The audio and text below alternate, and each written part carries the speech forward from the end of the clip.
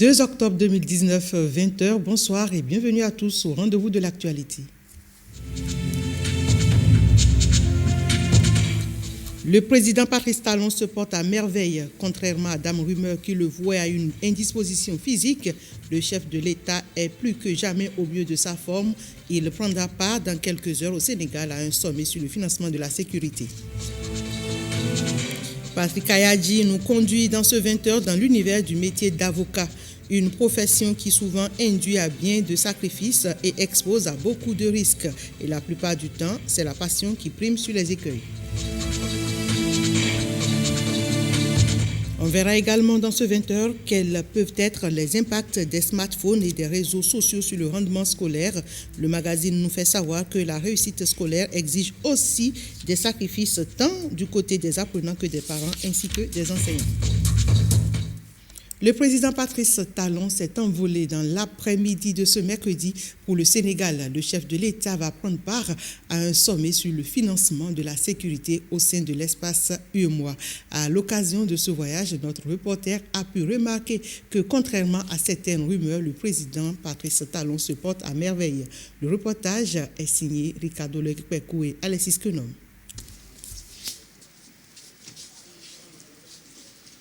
Depuis quelques jours, la toile s'est enflammée sur son état de santé. C'est un président de la République très en forme que nous avons vu dans l'après-midi de ce mercredi à l'aéroport international Cardinal Bernardin Ganti de Cotonou. Oh, c'est une façon de me souhaiter longue vie. J'apprécie. Non, tout va bien, merci. En partance pour le Sénégal, le président Patrice Talon va participer à un sommet sur le financement de la sécurité au sein de l'espace UEMOA. Le chef de l'État est préoccupé par les questions de développement et le bien-être des Béninois. C'est vrai que je suis un peu débordé, c'est un peu dur. Il faut courir pour les préoccupations intérieures et extérieures. Le problème de sécurité là, dans la sous-région, c'est une préoccupation qui peut nous donner l'insomnie. Vous pouvez comprendre que parfois, j'ai l'air très préoccupé.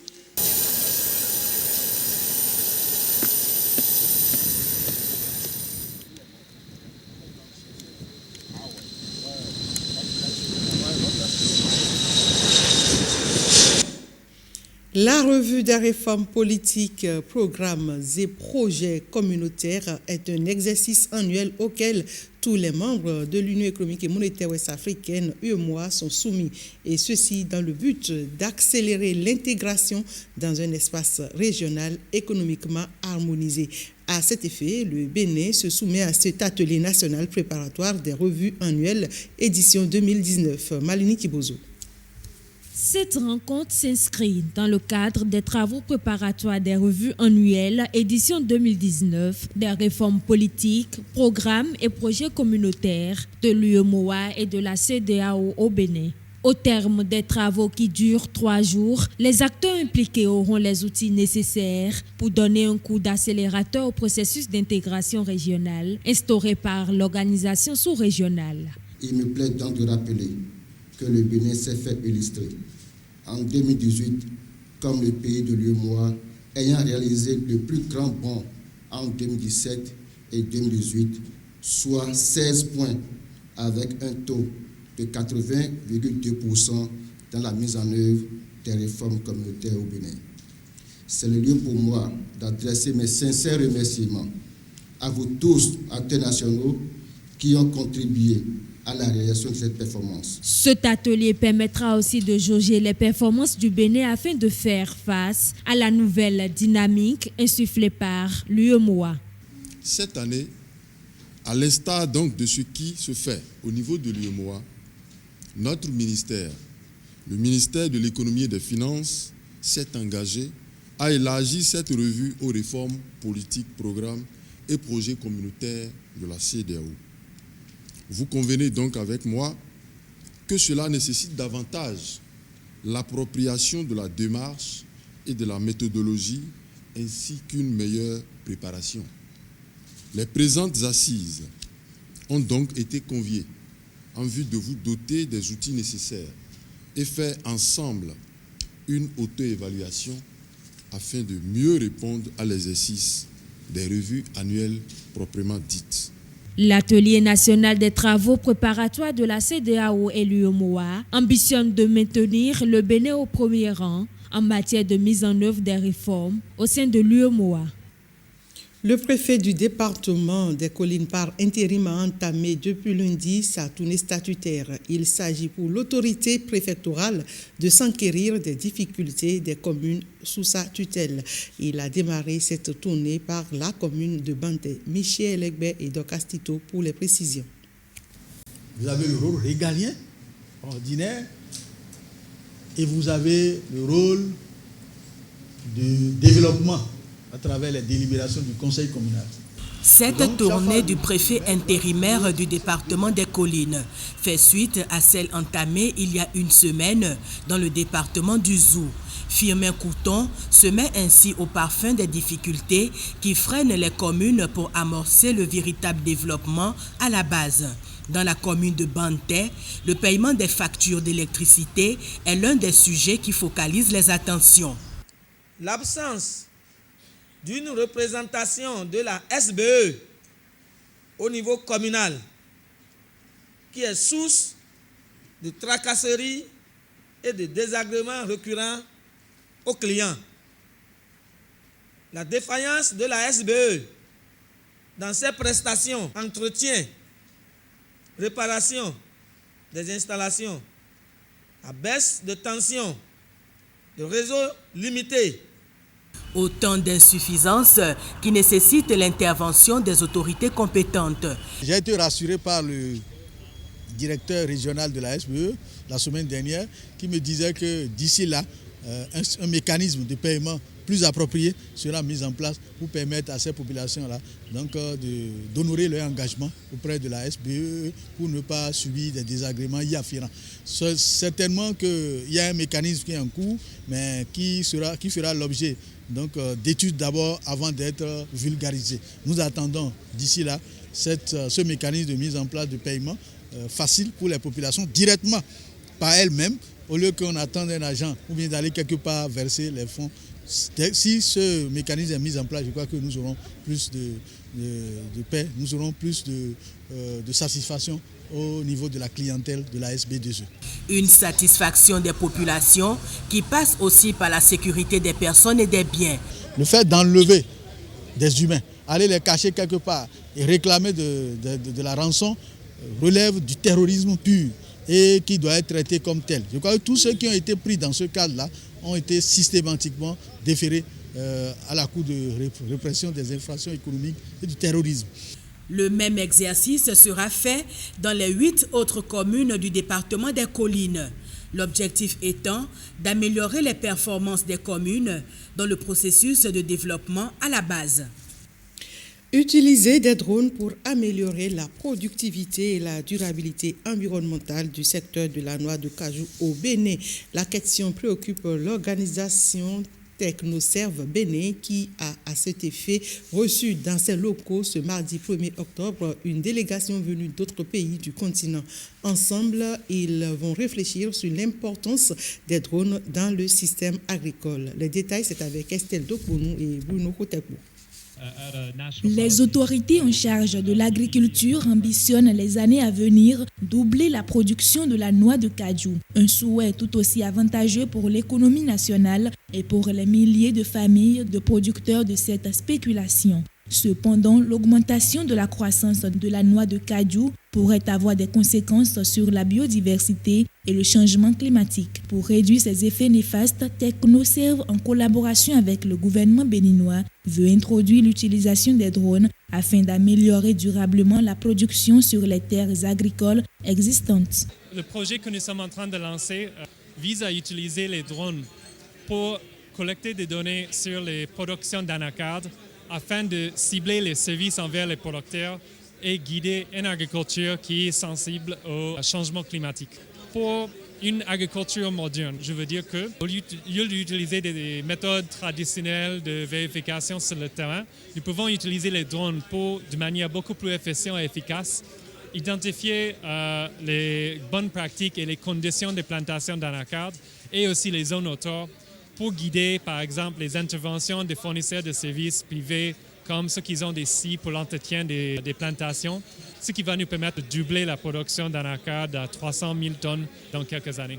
Pour la bonne marche de ce projet qui va s'étendre sur 18 mois, TechnoServe et des entreprises locales spécialisées en services de drones. Au nombre de celles-ci figure Global Partners, chargé de développer des solutions sur le sujet dans le but unique d'améliorer la production de l'anacarde au Bénin. Donc ce que nous faisons, c'est essentiellement de collecter des données avec les drones et avec ces données combinées avec l'intelligence artificielle, nous arrivons à dériver des paramètres, des indicateurs qui peuvent permettre d'améliorer la production. Par exemple, nous pouvons dériver des informations sur les pratiques au niveau du producteur.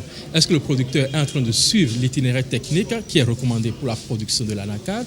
Avec les drones et combiné avec les solutions d'intelligence artificielle, nous pouvons détecter les producteurs qui sont en train de suivre l'itinéraire tel qu'il est recommandé et ceux qui ne le suivent pas. Nous espérons qu'avec les solutions que nous apportons, nous allons pouvoir aider les producteurs à améliorer leur production agricole, le rendement au niveau des plantations d'anacarde, mais également à aider le gouvernement à augmenter les recettes au niveau des exportations.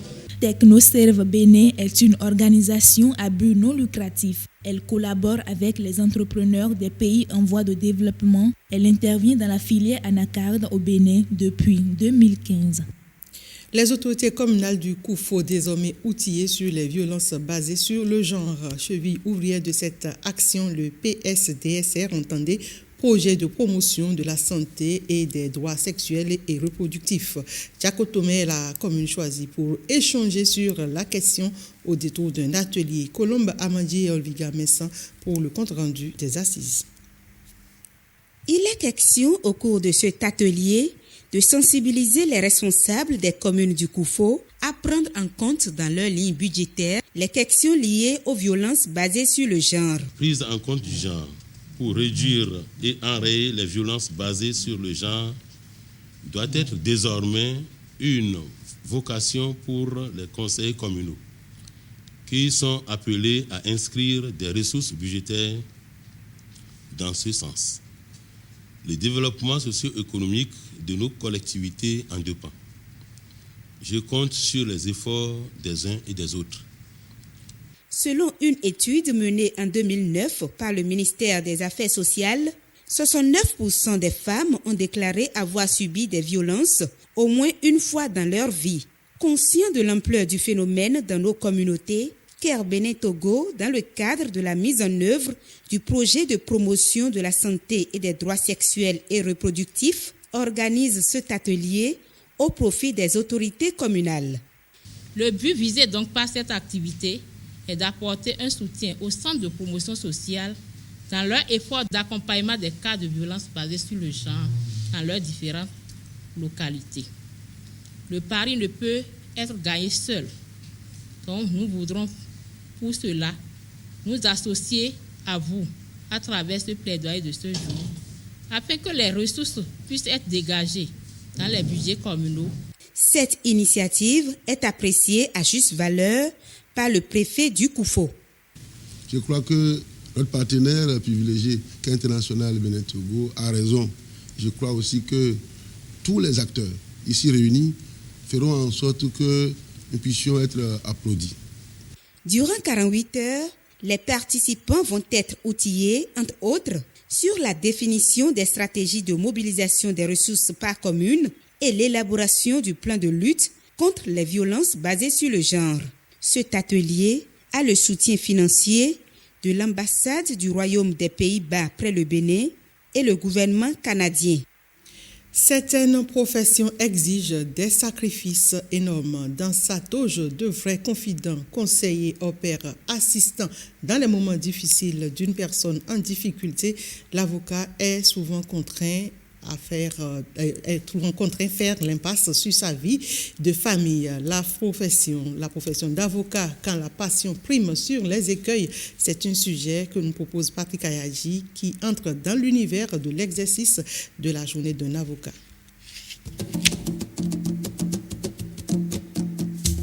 Nous portons les problèmes des autres sur notre tête. Parfois même au péril de sa vie. Moi, j'ai de la passion pour mon métier. Derrière cette forte passion pour la profession d'avocat, des journées sans audience fatidiques, Un agenda bien garni au cabinet. Qu'est-ce qui ne va pas, madame? Défense ou assistance d'une partie dans un procès oblige.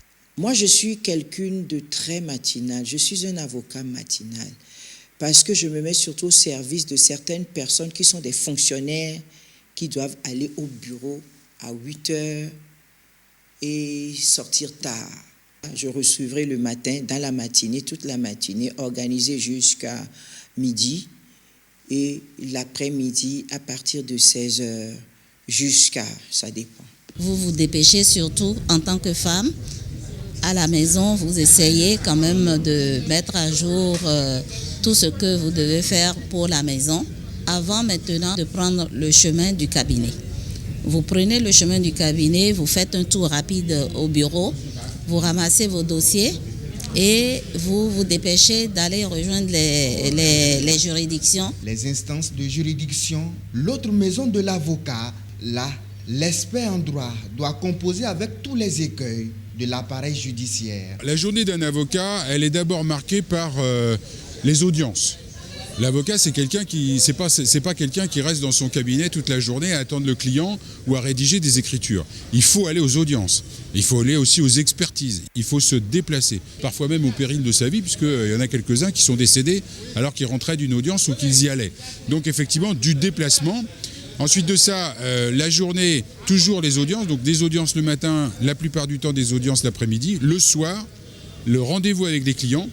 Et bien souvent, il nous arrive de travailler le week-end, samedi et dimanche compris. Ça dépend, vous pouvez avoir des dossiers devant une seule chambre, comme vous pouvez en avoir devant plusieurs chambres. Je peux me retrouver chez le juge aux affaires matrimoniales, et après le juge aux affaires matrimoniales, je peux avoir un dossier à la cour d'appel, mais en attendant, nous avons toujours des collaborateurs qui suivent le dossier un peu pour nous, et quand nous sommes de l'autre côté, ils viennent nous prévenir. Je peux être également avec le juge des mineurs le même jour, comme je peux être appelé en citation directe devant une chambre. Les audiences commencent généralement à 8h30, si c'est à Cotonou, et à l'intérieur, je crois que c'est à 9h. Et vous restez, peut-être que vous allez pour un dossier, un seul dossier dans la journée, vous attendez le dossier que le juge appelle le dossier. Le juge qui a près de 150 dossiers, il peut n'appeler votre dossier qu'à 13h. Et vous subissez, vous attendez, et après l'appel du rôle, il y a la préséance. Les années passent avant nous autres. Dans son univers chevauchant entre le cabinet et les tribunaux, l'avocat fait souvent l'impasse sur sa vie de famille. Pratiquement, nous portons les problèmes des autres sur notre tête. Et vous négligez vos enfants, mais c'est l'amour du droit. Non, la vie du foyer, on fait un peu abstraction. Bien sûr qu'on voit notre femme et nos enfants, mais moi, si je prends ma propre expérience, je n'ai pas vraiment vu mes enfants grandir. Vu comme un suceur de sommes de petits pauvres ou le messie des justiciables, l'avocat reste avant tout la sentinelle des droits de l'homme. Le lionisme au Bénin, en Afrique et dans le monde. C'est autour de ce thème que l'Assemblée générale du club de Parakou, Konourou, a rassemblé les hommes de médias de la ville. Objectif, donner de la visibilité à l'association et familiariser les journalistes à l'organisation et au fonctionnement de ce club service. Silver Savi, Judikaël Ayena pour le reportage. Comment réduire les inégalités sociales? Voilà d'où est partie l'idée de la création du Lions Club en 1917 aux États-Unis pour s'étendre au Bénin, puis à Parakou.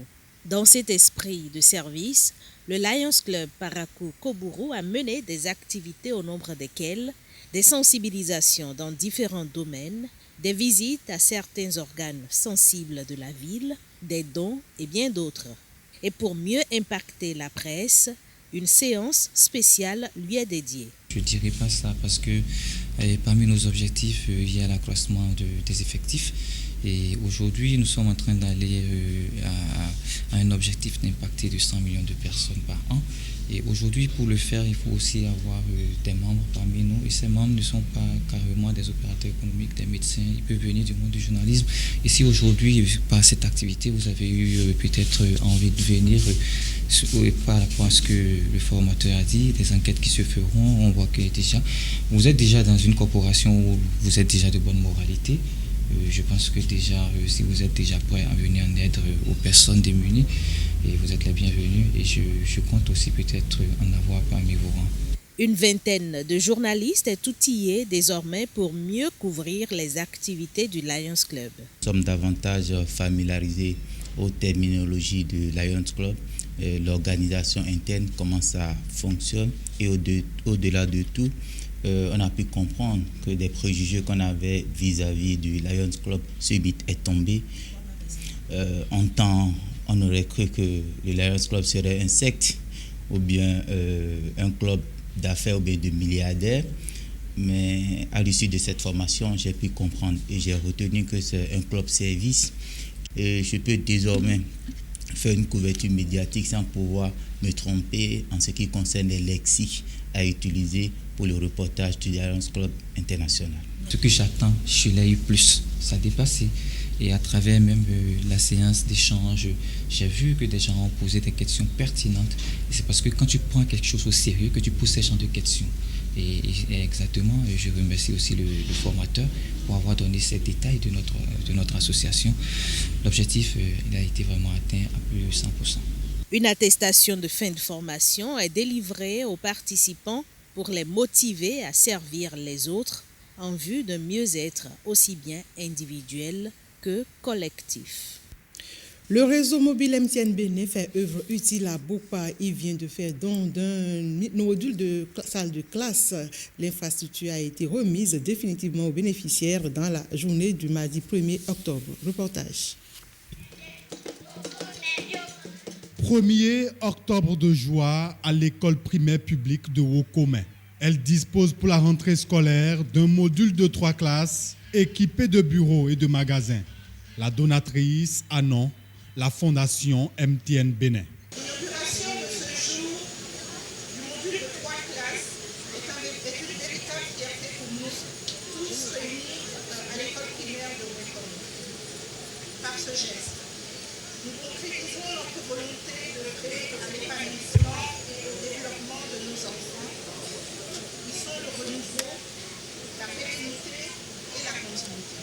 Le don est estimé à plus de 25 millions de francs CFA.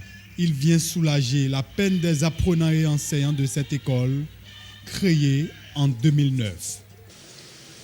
Aujourd'hui, toutes ces peines sont en train d'être conjuguées au passé.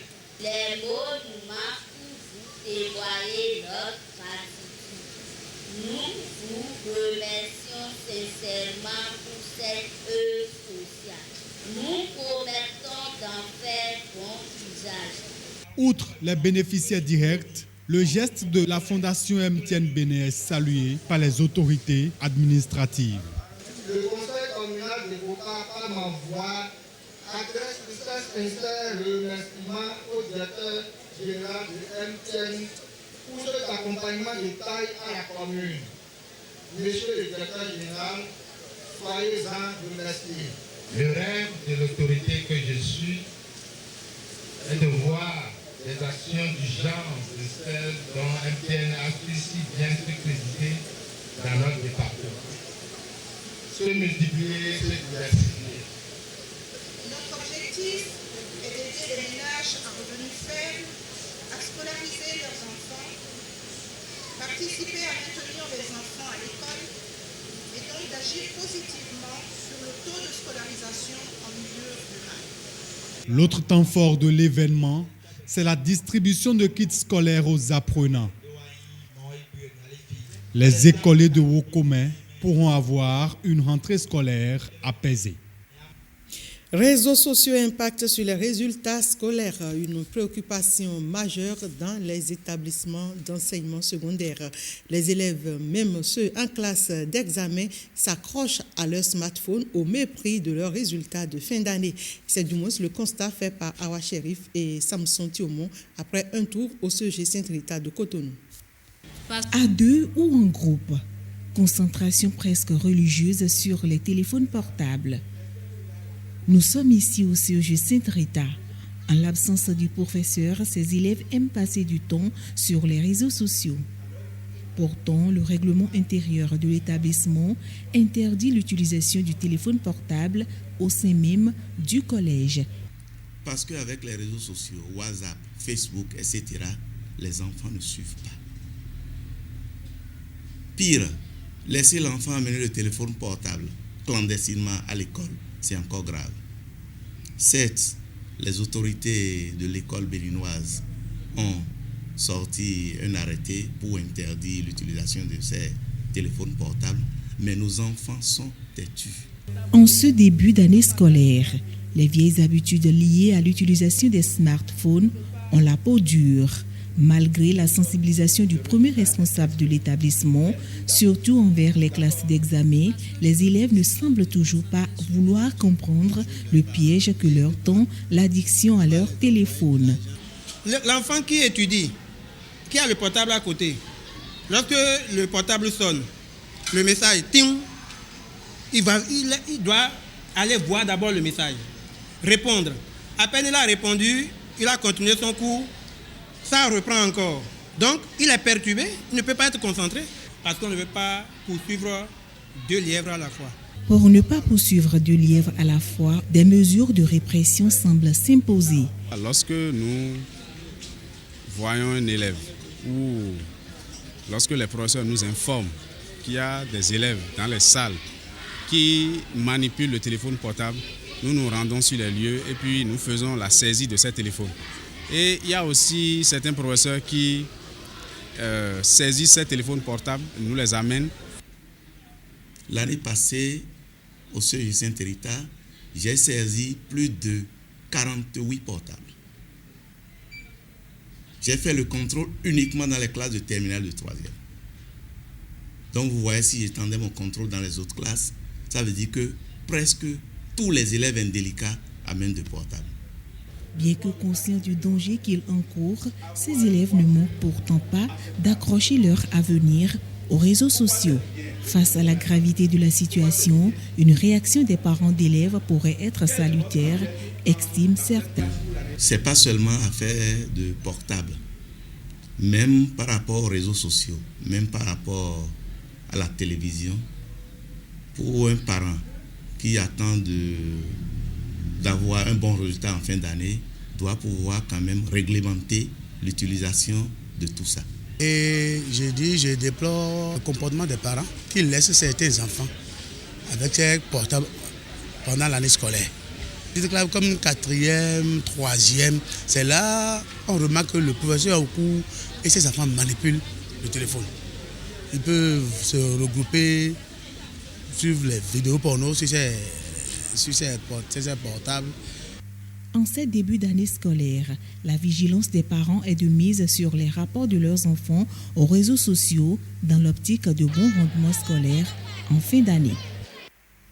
Le collectif des associations des églises évangéliques du Bénin CAEB organise à partir du jeudi 3 octobre une grande croisade de prière. Pour cela, il a invité un orateur sud-coréen pour animer ce moment de spiritualité. Et ce dernier est arrivé dans la soirée du mardi 1er octobre à Cotonou. Il a été accueilli par une forte délégation du CAEB. Nous vous proposons d'écouter ici certaines impressions recueillies à son arrivée. Nous sommes dans la joie d'avoir invité un orateur de la Corée du Sud, du nord de Yoon. C'est l'association des églises évangéliques du Bénin qui est en train d'organiser ce programme en vue d'édification du corps de Christ et également en vue du salut des âmes des Béninoises et des Béninois. À propos du Bénin en ce qui concerne la foi chrétienne, il y a des chrétiens au Bénin, cependant le nombre de chrétiens par rapport au nombre des autres religions est un peu faible et les chrétiens ont un peu de difficultés. Je suis venu pour les aider. Dieu m'envoie ici parce qu'il veut bénir le Bénin. Vous savez que c'est Dieu qui est le créateur de toutes choses et il est venu. Je suis venu ici pour parler de lui et pour qu'il bénisse cette nation parce que le Seigneur Dieu est la vérité. Tout ce que je dis, ça vient de la parole de Dieu pour que ceux qui veulent réellement le salut puissent prendre l'occasion.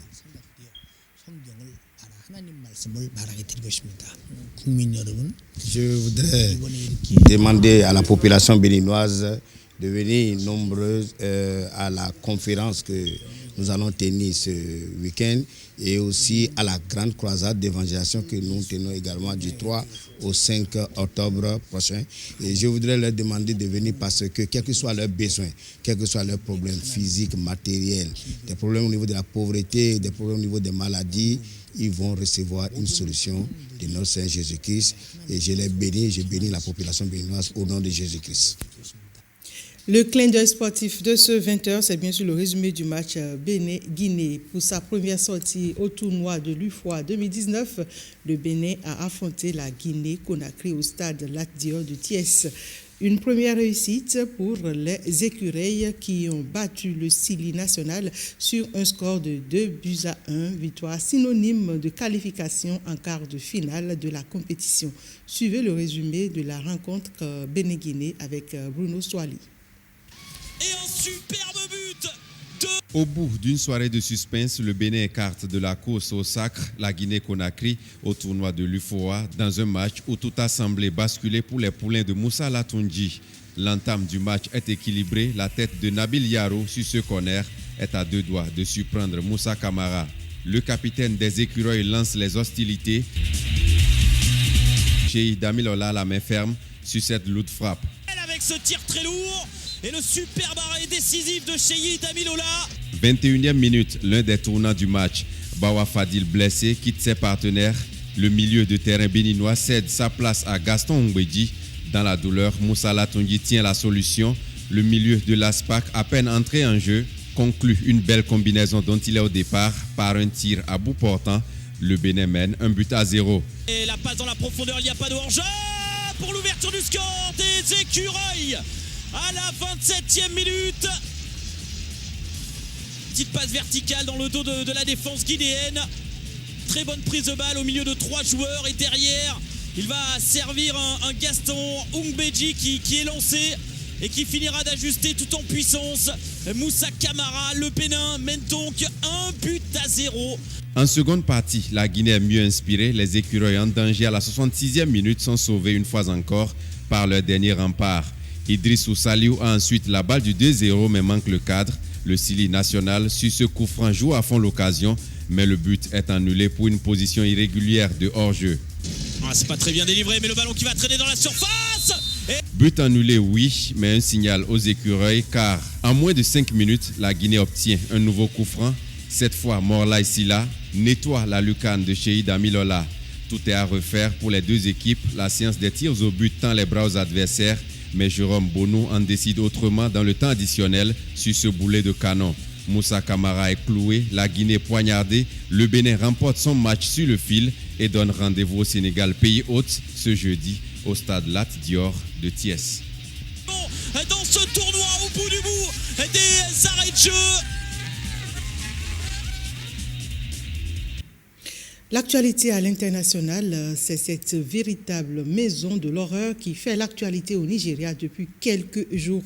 Kaduna, une des grandes villes du nord du pays, des centaines d'enfants étaient réduits à un état d'esclavage dans une institution qui se présentait comme école coranique. Le récit et les explications, c'est avec James William Bagidi. Attention, certaines images peuvent heurter la sensibilité. La maison de l'horreur.